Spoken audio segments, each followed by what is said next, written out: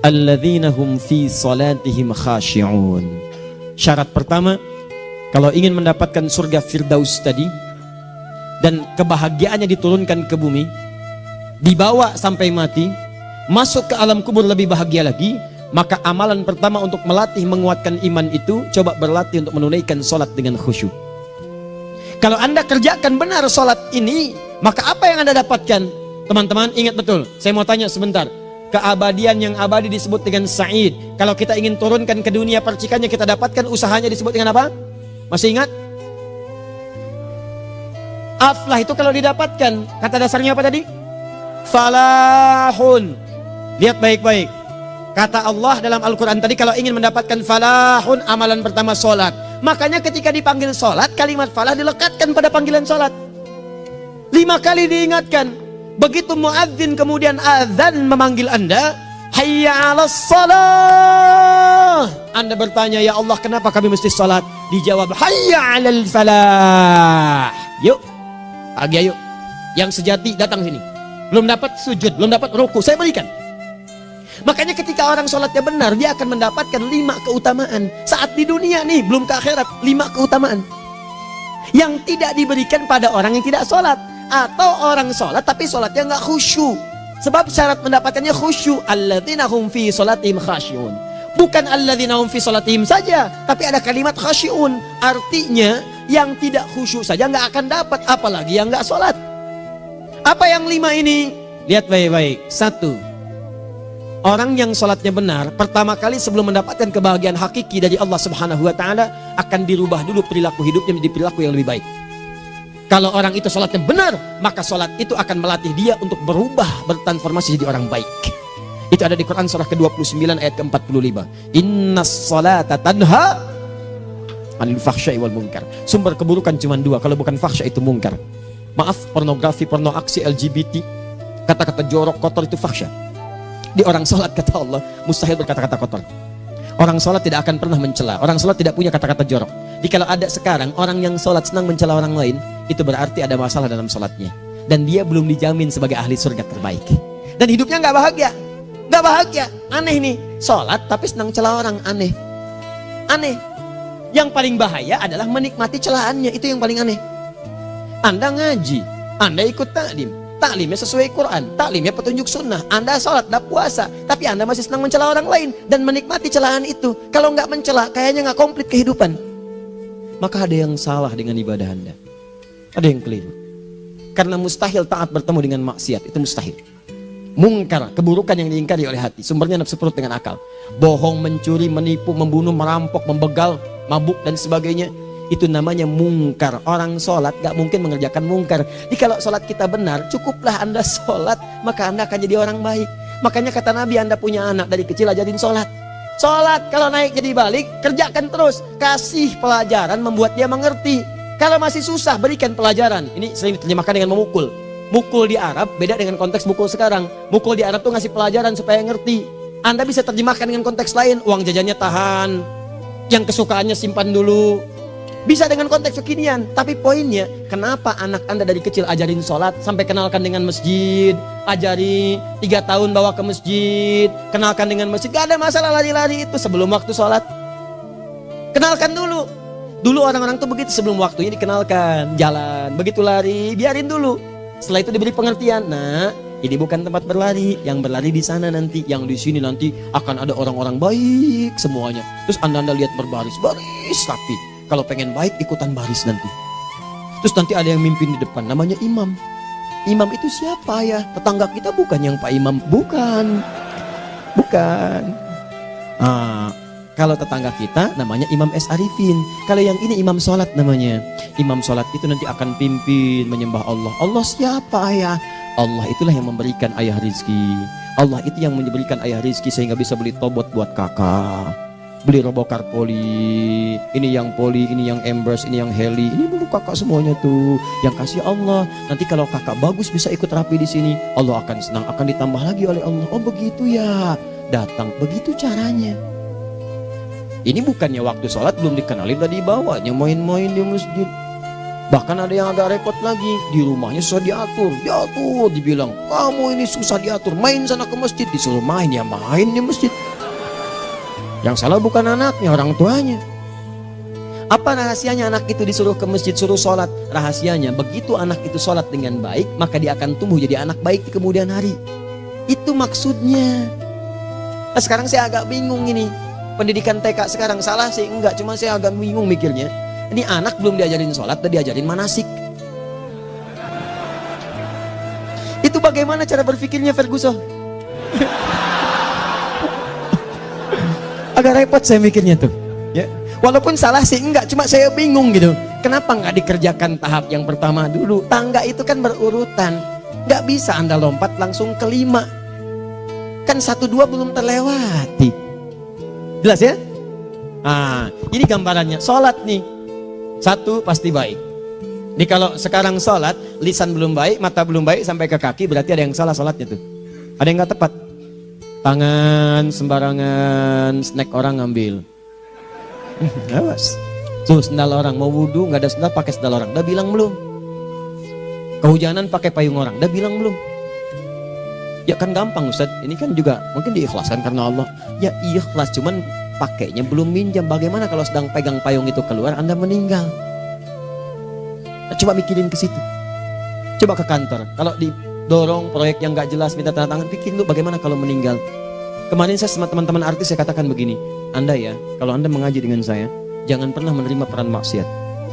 Walaupun itu sekedar adegan, tapi itu maksiat. Kalau bayangkan ketika Anda memerankan itu, Anda diwafatkan oleh Allah Subhanahu Wa Taala. Maka demi Allah saya katakan tidak ada faedahnya Anda ngaji sekarang, ngaji besok. Ketika Anda menerima peran itu, Anda wafat dalam keadaan bermaksiat di hadapan Allah Subhanahu Wa Taala. Maka saya pun katakan pada Anda, ayo belajar yang betul, pahami. Bangun sholat, belajar, dalami seperti orang tua kita dulu. Tinggalkan nyontek, budaya yang gak jelas. Rasakan ketika nyontek Anda wafat. Apa yang Anda dapatkan? Di Libya itu, kalau nyontek, di Libya ya, saya pernah sekolah di Libya nih. Itu kalau nyontek, dibiarin aja dulu. Dan rekornya 100% ketahuan. Begitu sudah selesai, cuma jeda 2 jam, langsung ada panggilan. Si Fulan silahkan datang ke kantor. Apa yang disediakan di kantor sudah siap. Anda diberi waktu 2 jam dari sekarang, siapkan beres-beres koper Anda. Di sini tertulis Anda akan pulang. Tiketnya sudah lengkap, dikawal 2 orang. Dituliskan di situ anak ini nyontek gak boleh kembali ke sini. Libya. Gak ada, zero tolerance bagi yang seperti itu. Keluar. Kami gak terima di sini. Harusnya begitu. Gak ada faedahnya. Yang kita butuhkan amalan dari ilmu, bukan nilai-nilai itu sementara. Gak ada. Sudah. Nah ini akhirnya begini kualitasnya nih. Tertulis di ijazahnya bagus, cum laude, IPK-nya 4, tapi nggak ada aplikasinya. Yang pintar banyak, kita butuh yang baik, pintar yang baik. Sekarang yang pintar banyak, kepintarannya dipakai untuk nipu orang. Itu yang bahaya. Ahli hukum banyak yang dihukum. Ahli ekonomi tidak bisa mengangkat perekonomian. Apa yang salah? Apa yang salah? Ini yang jadi persoalan. Tapi dasar manusia, begitu di sidang mulai pakai peci, pakai baju koko, pakai tasbih, ada yang pakai kerudung. Luar biasa. Nih 2. Orang kalau sholatnya benar, Allah akan berikan ketenangan dalam jiwanya. Tenang hati. Jangankan musibah kecil, musibah paling besar pun tenang aja dia. Tenang, dia paham rumusnya. Allahu Akbar. Turun Quran surah ke-13 ayat ke-28. Ala bidzikrillahi tatmainnul. Yakinkan pada dirimu, zikir kepada Allah membuat hati tenang. Di antara turunan zikir amalannya adalah sholat. Dari mana taunya? Quran surah ke-20 ayat ke-14. Innani anallahu la ilaha illa ana fa'budni wa aqimis salata li dzikri. Saya Allah, kata Allah ke Nabi Musa. Tidak ada Tuhan selain saya, sembah saya. Bagaimana menyembahmu ya Allah? Tunaikan salat sebagai zikir kepada saya, zikir. Nah, maka kalau Anda sedang tidak tenang, ayo ke masjid. Banyak zikir itu, baca Quran zikir. Quran surah 15 ayat 9. Inna nahnu nazzalna dzikra. Kami turunkan Al-Quran sebagai zikir. Jadi kalau Anda sedang baca Al-Quran, Anda sedang berzikir. Ibu kalau sedang gak tenang, Bu, gelisah, gak enak, gak usah mengeluh, apalagi bikin status gak karuan. Ibu wudhu, ambil mushaf baca. Begitu sedang baca ada ketenangan dalam jiwa. Berdoa, zikir. Kalau sedang gak tenang, besok ada proyek, doa dulu. Doa itu memberikan ketenangan. Makanya doa disebut dengan zikir. Quran surah ke-7 ayat 205. Wadhkur rabbaka fi nafsika tadarruan wa khifatan wa dunal jahri minal qaul. Ayo berzikir, minta kepada Allah dengan segenap jiwamu, mohon dengan penuh ketawaduan. nanti ketenangan diberikan. Menghafal Quran, baca itu zikir. Quran surah ke-54 ayat 17, 22, 32, 40. Walaqad yassarnal Qur'ana lidzikri fahal min muddakir. Menyebut nama Allah, Al-Asmaul Husna itu zikir. Sedang ada persoalan, ya Allah, ya Allah, ya Allah, ya Rahman, ya Rahim, ya Malik, ya Qudus, ya Allah, ya Allah, ya Allah, ya Allah. Zikir. Dalilnya Quran surah kedua ayat 152. Fadhkuruni adzkurkum. Sebut namaku, zikir. Apapun akan mengingatmu. Gimana menyebutnya? Ditafsir di Quran surah 17. Ayat keberapa? 110. Qulid Allah awid Rahman ayyamma tad'u falahul asmaul husna. Sebut nama Allah. Itu menentamkan pada jiwa. Sedangkan sholat gabungan dari semua zikir tadi. Bukankah dalam sholat Anda baca Al-Quran? Bukankah dalam sholat Anda menghafal Al-Quran? Bukankah dalam sholat Anda berdoa? Bukankah dalam sholat Anda istighfar? Anda mohon digabungkan semua itu. Amalan sholat menggabungkan semua jenis zikir. Masa Anda nggak tenang juga? Makanya sholat, jangankan sholat ya, tempat sholat itu yang menenangkan. Tempat sholat, tempat paling tenang di muka bumi. Kalau nggak percaya silahkan ya, Anda sebelum masuk ke Istiqomah ini, begitu Anda masuk kan perasaannya beda kan, lain. Silahkan cek, kalau cari ketenangan datang ke masjid, masuk wudhu, masuk sholat 2 rakaat tenang, dekat kipas angin, saking tenangnya plek ngantuk tidur, beneran enak. Makanya saat Ramadan kalau orang pengen cari ketenangan, lihat di perusahaan-perusahaan penuh tuh musola pada tidur ya, mengamalkan hadis palsu. Ya, dia musaim ibadah, tidurnya orang puasa ibadah, hadis palsu. Nah, itu teman-teman, itu gambarannya. Tiga orang yang salatnya khusyuk benar, itu dijamin langsung oleh Allah Subhanahu Wa Taala akan dimudahkan semua urusan hidupnya, termasuk rezekinya. Ini yang saya katakan. Jadi saya katakan tadi, di akhirat ini, di surga, rezeki tinggal ngambil. Anda kalau benar sholatnya, itu langsung dijanjikan oleh Allah. Rezeki itu nggak perlu Anda banyak pikirkan. Ikhtiar sedikit, datang. Bahkan dari sisi yang tidak Anda duga. Apa dalilnya? Quran surah ke-65 ayat 2 dan 3. Ditafsir di Al-Baqarah ayat 2 dan 3. Wa may yattaqillaha yaj'al lahu makhraja. Ada orang yang meningkatkan takwanya kepada Allah, kami mudahkan urusan hidupnya. Setiap persoalannya diberikan jalan keluar, mudah. Solusi. Setiap ada problematika, ada solusi. Wa yarzuqhu min haitsu la yahtasib. Dan kalau dia ingin mendapatkan rezeki, bahkan kami kirimkan dari sisi yang tidak dia duga. Orang lain capek ini datang lagi, tawaran proyek datang lagi. Utsman tuh Masya Allah kayanya banyak, tapi yang paling dirindukan bukan saat mendapatkan peningkatan omsetnya, yaitu saat dia mendapatkan waktu khusus dengan Allah untuk sholat malam hari, sampai-sampainya sempat sholat tahajud sampai khatam Al-Quran. Abdurrahman bin Auf demikian, Tamim Ad-Dari demikian, sholat karena tahu sholat itu meningkatkan rizki. Karena tahu kuncinya ada di situ, Allah yang punya rizki, disebut dengan Razzaq, pemilik rizki. Maka saya harus punya hubungan dekat dengan Allah. Kalau sudah punya hubungan dekat, mau apa aja gampang. Belum minta, udah diperhatikan. Silahkan cek, Anda punya hubungan baik dengan bos Anda di kantor. Ya, sebelum Anda minta, beliau udah pikirin tuh, telepon bendahara. Dia udah ngambil belum gajinya? Belum Pak, tambahkan bonus sekian. Kenapa? Karena dia mengawasi Anda. Allah maha tahu dibandingkan dengan bos Anda. Mendekat kepada Allah, semua diperhatikan oleh Allah. Siapa orang takwa itu? Kalimat takwa pertama di Al-Quran Al-Baqarah ayat 2, amalannya ayat 3. Dzalikal kitabu la raiba fihi hudal lil. Siapa mutakin itu? Ayat 3-nya. Alladzina yu'minuna bil ghaib wa yuqimunas shalah. Ini gampang. Kalau pengen mudah hidupnya gampang. Biaya nggak mahal, tenaga nggak banyak, tingkatkan takwa nih. Jadi kalau hidup Anda masih susah, di kantor champion, di rumah tangga bermasalah terus, atau sebaliknya, maka boleh jadi kalau gelar Anda tinggi, harta Anda banyak, tapi selalu punya masalah. Bukan Anda kurang hebat, bukan Anda kurang kedudukan, bukan Anda kurang kaya, Anda kurang takwa. Dan yang paling dahsyat, mungkin sholat Anda belum berkualitas. 4. Orang yang sholatnya benar, khusyuk dia. Bahkan saat sholat itu kalau dia minta, maka seketika doanya akan dikabulkan. Tanpa diskusi, langsung seketika. Contoh, Quran surah ketiga ayat 38-39. Demi Allah saya katakan, Nabi Zakaria punya masalahnya pelik. Sudah berumah tangga, istrinya divonis monopos, maaf bahkan mandul. Gak mungkin punya keturunan. Maka apa yang beliau kerjakan? Secara singkat beliau sholat. Begitu sholat minta kepada Allah. Hunalika da'a Zakaria rabbah. Di mihrab itu beliau bermohon kepada Allah. Bermohonnya sambil sholat. Qala rabbi habli min ladunka dzurriyyatan thayyibah innaka sami'ud du'a. Ya Allah, mereka katakan saya nggak mungkin punya keturunan. Sekarang saya ingin katakan, ya Allah, saya hanya minta darimu saja, saya nggak akan dengarkan mereka. Ya Allah, mohon Engkau maha mendengar, ya Allah. Maha mendengar doa saya. Kalau kepada yang maha mendengar aja nggak mengabulkan, kepada siapa lagi saya mesti minta? Apa yang terjadi? Fanadatul malaikatu wa huwa qa'imun yusalli fil mihrab. turun malaikat mengabarkan, sedangkan beliau masih sholat, belum selesai dalam sholatnya. Sholat khusyuk itu belum selesai sholat aja dikabulkan, doa sudah turun. Sholatnya belum selesai, doa sudah dikabulkan. Annallaha yubashshiruka bi Yahya, Allah kasih kabar gembira, doa kamu didengar, dikabulkan, kamu akan punya anak, namanya langsung dari Allah Yahya, artinya hidup yang mustahil menurut manusia. Lahir seorang dari rahim perempuan yang menepus dan mandul, bayi yang hidup, kata Allah nggak ada yang mustahil bagiku, jadi dan jadi dia. Berita baiknya, Nabi Zakaria sholat dikabulkan, umat Nabi Muhammad sebelum sholat sudah ditunggu oleh Allah, mau minta apa, aku kabulkan sekarang. Hadisnya qudsi, saya bacakan. Hadatsana qala Rasulullah sallallahu alaihi wasallam, qala Allah azza wa jalla, qasamtu shalah baini wa baina abdi. Kata Allah, saya bagi dua ya, salat antara aku dengan hambaku. Wali abdi ma sa'ala. Kalau hambaku benar salatnya, aku berikan apapun yang dia minta sekarang. Idza qala al-abdu alhamdulillahi rabbil alamin. Bagian pertama.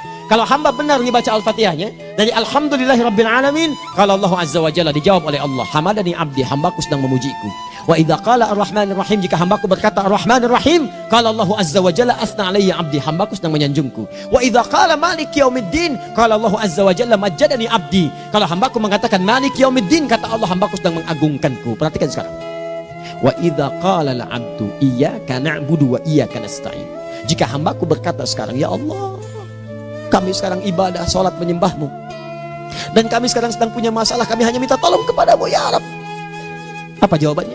Beda dengan sebelumnya. Kata Allah, hadza baini wa baina abdi, inilah perjanjian antara aku dengan hambaku. Wali abdi, kalau hambaku benar khusyuk sholatnya sampai detik ini, baru sampai Al-Fatihah itu pun belum tuntas. Baru sampai Al-Fatihah itu pun belum tuntas. Kalau benar bacaannya betul, sholatnya dari takbir sampai dengan selesainya, sampai ayat itu, iyyaka na'budu wa iyyaka nasta'in, kata Allah, masalah apapun yang dia minta sekarang, aku akan kabulkan. Besok saya kasih rahasia. Yuk, yang di KBP ada awal pembuka di awal sebelum Al-Fatihah, yang kalau Anda benar bacanya, itu pengantar kepada pengabulan doa di Al-Fatihah. Apa itu? Besok. 5. Yang kelima ini yang paling diharapkan, dan ini penutup dalam kajian kita malam ini. Teman-teman sekalian, perhatikan baik-baik. Jika Anda benar mengerjakannya, maka Allah akan jamin langsung Anda akan mendapatkan kesuksesan dan kebahagiaan di semua aktivitas Anda. Kalau jadi suami yang sukses, rumah tangga yang bahagia. Kalau jadi pegawai yang sukses, dan di kantor bahagia. Masih ingat?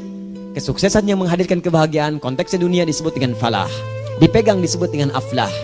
Dikembalikan lagi ke atas, ke surah ke-23 ayat 1 dan 2. Qad aflahal mu'minun. Apa amalannya? Alladzina hum fi salatihim khashi'un. Persoalannya, kalau Anda sholat belum mendapatkan satu di antara 5 ini, apa masalahnya?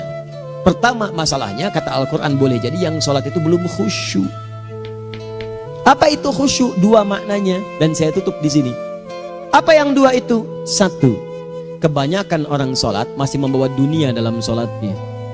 Makanya kalau pengen khusyuk, kata Allah, maka Anda rasakan akan bertemu Allah. Rumusnya Quran surah kedua ayat 45 sampai 46.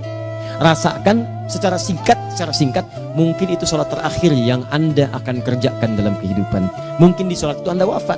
Kata Allah, alladzina yadhunnuna annahum mulaqu rabbihim. Orang khusyuk itu sudah kelihatan dari sebelum sholat, dia sudah merasa persiapan menghadap Allah.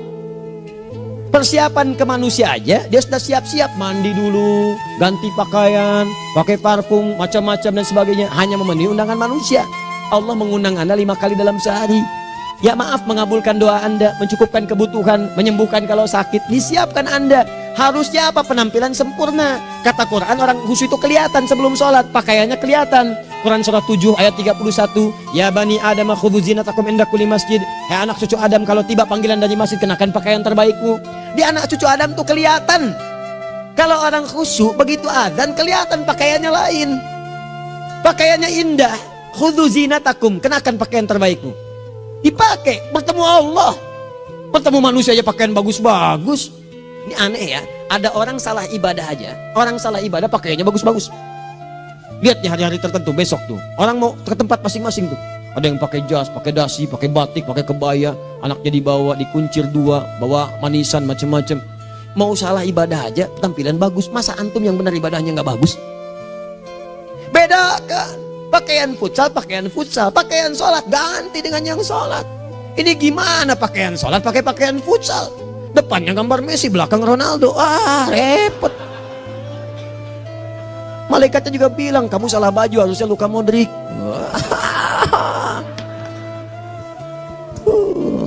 Apalah saya. Ayo mau tanya apa? Mourinho dipecat saya tahu. Lagi nganggur sekarang, ditawarin Benfica dia nggak terima. Sekarang jadi dia komentator di beIN Sport.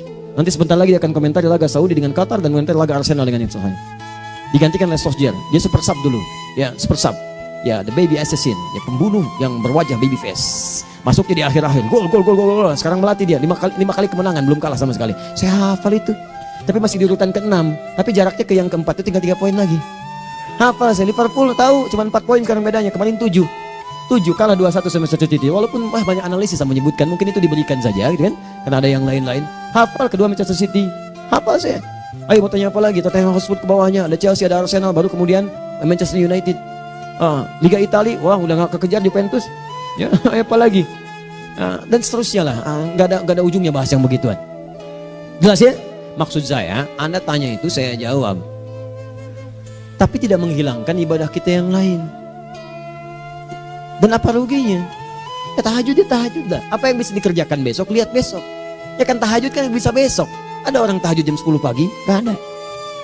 Lebih baik Anda kerjakan malam tahajud. Yang tidak bisa dilihat malam, bisa dilihat besok.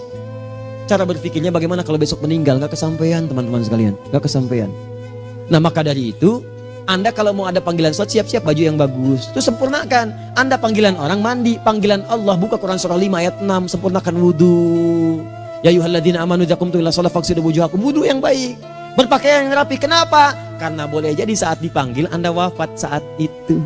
Maka wafat Anda dalam keadaan yang suci, dengan keadaan tobat, dengan pakaian terindah pada saat itu. Yang kedua, maaf, orang-orang kurang khusyuk itu saya tutup. Yang kedua itu karena kebanyakan orang sholat tidak paham, tidak mengerti apa yang dibaca dan dilakukan dalam sholatnya. Jujur pada diri sendiri, jawab pada diri Anda. Sampai sekarang Anda sholat, berapa persen bacaan sholat yang Anda pahami? Jangan-jangan selama ini Anda sholat ribuan kali sujud, ribuan kali ruku. Gak ada yang paham yang dibaca. Sekian persen yang paham, bagaimana sholat Anda bisa khusyuk? Pekerjaan Anda dipahami, urusan akhirat Anda gak dipahami. Di mana cara berpikirnya? Aku yang bagaimana atau engkau yang harus bagaimana? Ya, coba berubah. Nah ini baru satu amalan, belum yang lainnya. Ada 5 amalan lagi yang kalau kita bisa turunkan itu, selain sholat yang khusyuk, maka jaminan tadi akan datang. Baru sholat khusyuk aja 5 datang, apalagi ditambah dengan 5 amalan lainnya lagi. Demi Allah saya katakan, dunia kecil sekali, gak ada nilainya. Akhirat aja enak, nikmat. Saya ketemu Ustaz Arifin beberapa waktu lalu, dan kita doakan semoga Allah berikan kesembuhan, kesehatan. Saya datang, biasa kita adamin berdoa, duduk. Bang istirahat, bang butuh istirahat, umat udah nunggu. Dah gak usah mikir yang lain, karena beliau cerita masjid, cerita zikro, cerita mana ini. Insya Allah, nitipin ini, nitipin itu dan seterusnya. Dan yang paling indah adalah, bang kita saling panggil weekend. Nikmat, gak ada yang senikmat ini. Zikir, Allah, doa. Nah bayangkan sakit tapi masih nikmat gitu. Nikmat. Iya bang, saya paham. Istirahat dulu. Banyakkan nanti orang jengkuk. Saya pamit dulu ya, supaya bisa istirahat, supaya tenang. Lama kita pegangan tangan, ngobrol, saling mendoakan. Itu nikmat. Dan cara berpikirnya kalau sudah pakai iman, semua nikmat. Ada uang nikmat, gak ada uang nikmat, sakit nikmat. Karena cara berpikirnya lain. Nanti kita bertemu lagi, saya terangkan pada Anda. Dan saya contohkan satu kisah. Bahkan ketika ada orang yang diuji Allah dengan ujian yang sangat luar biasa, yang menurut sementara orang itu ujian sangat luar biasa menggetarkan jiwanya dan susah untuk bertahan, tapi orang ini nikmat saja menjalaninya. Nikmat. Ada yang di rumah tangga, ada yang di macam-macam. Contohnya banyak. Satu contoh saya berikan di malam ini. Satu kali suami istri, wah luar biasa. Istrinya itu cerewetnya Pak, bukan cuma cerewet, ngeselin bagi suaminya. Maaf Bu ya, bukan ibu maksudnya. Jadi semua yang dikerjakan suami salah. Pengen mangga, ayah kalau kita sekarang dibeli mangga. Kenapa mangga yang ini? Saya pengennya mangga yang lain. Belikan mangga. Kenapa beli mangga aja? Jeruknya mana? Jeruk. Semua. Pokoknya semua yang kerjakan suami salah. Tapi suami tidak pernah mengeluh. Ini kerjakan, itu kerjakan. Satu kali, perhatikan cara memandangnya. Ketika iman sudah masuk ke dalam jiwa. Kata temannya, akhi, istri kamu ini begini, nyusahin kamu. Kenapa kamu gak cari yang lain? Kan gampang ada syariat. Udah pisahin aja cari yang lain. Kamu tenang ibadah. Apa jawabannya? Hey, Allah sudah turunkan surga ke saya lewat dia. Kenapa kamu meminta saya untuk menjauhinya dan meninggalkan surga saya? Ini cara melihat dia. Bukankah ketika ada berbagai keluhan saya sabar? Bukankah sabar mendekatkan saya ke surga? Allah kirimkan tipikal istri seperti ini supaya mendekatkan saya ke surga. Dengan itu kan saya banyak pahala. Saya sabar, pahala banyak. Sudah Allah berikan pahala kepada saya. Kamu malah nyuruh saya untuk berpisah dengan pahala itu. Perhatikan cara berpikirnya. Indah. Kalau rumah tangga seperti ini semuanya enak gitu. Suaminya biasa-biasa, istrinya cantik, luar biasa. Begitu berdandan kelihatan kata suaminya, Masya Allah, wajahnya tak berpaling, mata tak berkedip. Kata istrinya, ya zauji madhabik, sayang kamu kenapa? Wallahi syakiran lillah bihadari, demi Allah aku bersyukur mendapatkan istri secantik kamu. Kata istrinya, nahnu fil jannah zauji, kita berdua di surga. Kata suaminya, kok bisa begitu jawabanmu? Iya, kamu bersyukur dengan keadaanku, aku bersabar dengan keadaanmu. Catat. Bukankah orang syukur dan sabar di surga? Tuh lihat, canda-canda orang-orang soleh itu begitu. Nikmat ketawa walaupun nyelekit di hati. Cuman bawaannya enak gitu. Nah, nanti itu ada tuh, nanti saya turunin tuh. Yang di rumah tangga, yang ini, yang itu nanti. Kapan? Pertemuan berikutnya. Ya, jadi kita cukupkan dulu di malam ini apa yang kita pelajari supaya nanti nggak terlampau banyak kita dapat materi. Cuma sayang sedikit mengamalkan. Saya sudah tuangkan di sini. Banyak saya tuliskan termasuk di keluarga, di macam-macam. Ini saya tulis tapi silahkan Anda baca. Kalau ada manfaat silahkan dapatkan. Kalau ada yang kurang silahkan sampaikan untuk dikoreksi. Semoga Allah muliakan kita semua insya Allah. Sekali lagi, perbaiki hidup. Jangan banyak mainnya. Dan sudah, jangan banyak membuang dengan yang sia-sia apapun yang dihadapi. Sekali lagi, tolong jaga kondusivitas, bantu negara kita, ketertiban, keamanan. Kalau saya menyampaikan sesuatu ada singgungan dengan yang kekinian, itu maksudnya koreksi masukan-masukan supaya diperbaiki. Tapi tetap dalam urusan pemilihan kita punya pilihan masing-masing yang tidak boleh dipaksakan. Jelas ya? Baik, jadi ya saya sampaikan sekali lagi. Pertama, pilih mana? Anda dipaksa harus ikut, atau yang kedua, kita bebas memilih sesuai. Dah. Sudah ya. Jadi kita akhiri. Subhanakallahumma bihamdika asyhadu an la ilaha illa anta astaghfiruka wa atubu ilaik. Wa akhiru da'wan alhamdulillahirabbil alamin.